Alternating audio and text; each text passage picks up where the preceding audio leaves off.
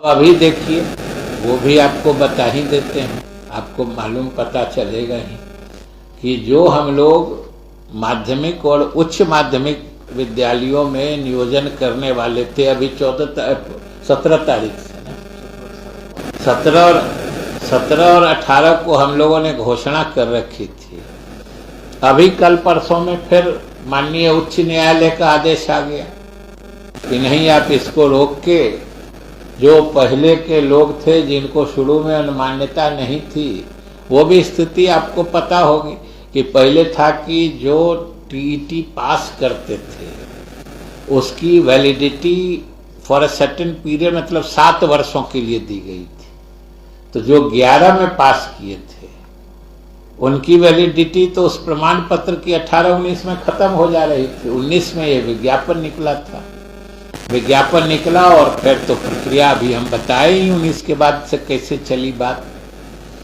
इस बीच में जो एनसीटीई है, national council for teachers education, जो सीटीटी या ये सब कराता है, उनका निर्णय हो गया कि नहीं, अब ये मतलब एक जो लिमिटेड टाइम के लिए वैलिडिटी रहती थी उसको अब लाइफ टाइम वैलिडिटी दे दी गई कि अब एक बार आप टीईटी क्वालिफाई कर गए तो आप जिंदगी भर के लिए क्वालिफाइड हो गए। जिंदगी भर के लिए मतलब जब तक आपका परमिसिबल एज है तब तक आपको वो मतलब क्वालिफाई जो किए हैं वो चीज प्रभावी रहेगा।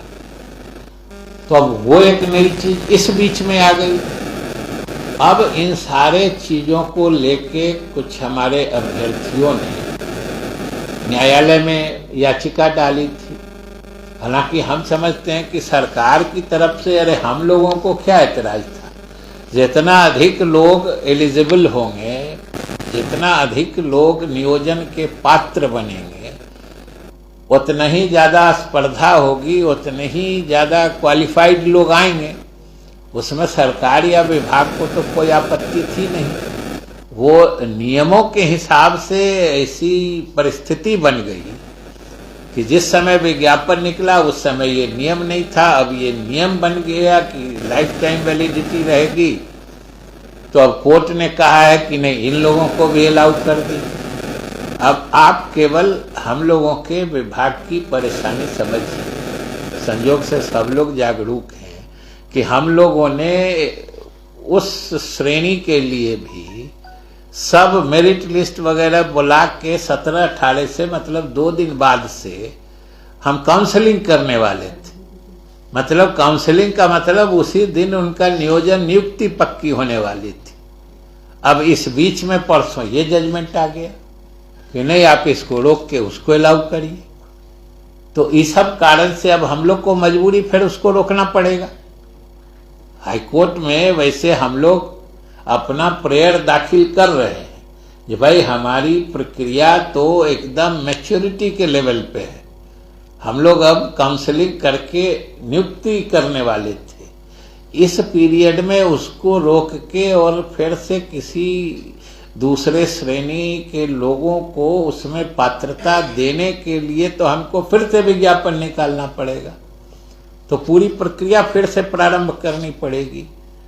तो ये सब स्थितियां आती हैं जो विभाग के लिए बड़ी मुश्किलात और दुश्वारियां पैदा करती है।